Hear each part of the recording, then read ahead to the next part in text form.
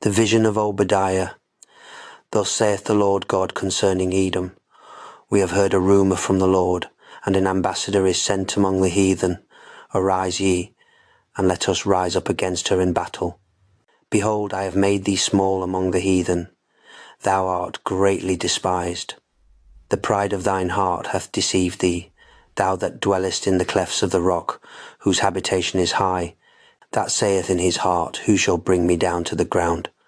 Though thou exalt thyself as the eagle, and though thou set thy nest among the stars, thence will I bring thee down, saith the Lord.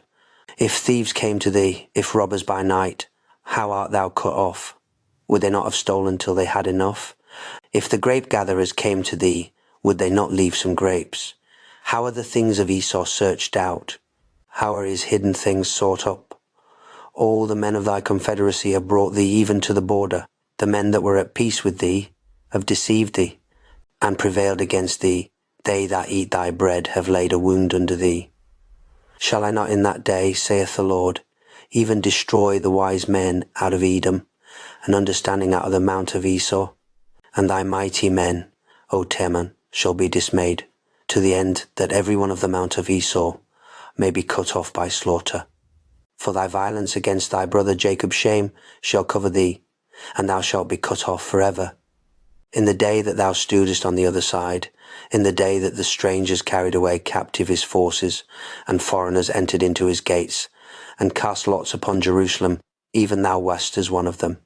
But thou shouldest not have looked on the day of thy brother in the day that he became a stranger, neither shouldest thou have rejoiced over the children of Judah in the day of their destruction, neither shouldest thou have spoken proudly in the day of distress.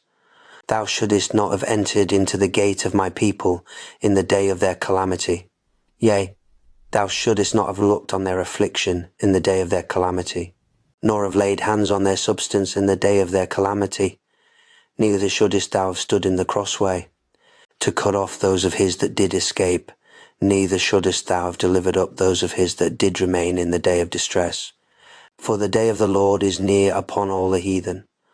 As thou hast done, it shall be done unto thee.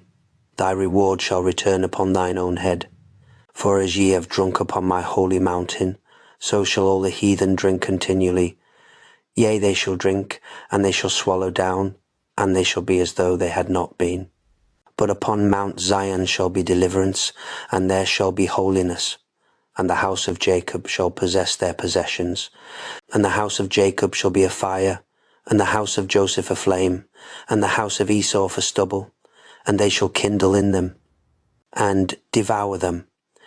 And there shall not be any remaining of the house of Esau, for the Lord hath spoken it. And they of the south shall possess the mount of Esau, and they of the plain the Philistines. And they shall possess the fields of Ephraim, and the fields of Samaria, and Benjamin shall possess Gilead. And the captivity of this host of the children of Israel shall possess that of the Canaanites, even unto Zarephath.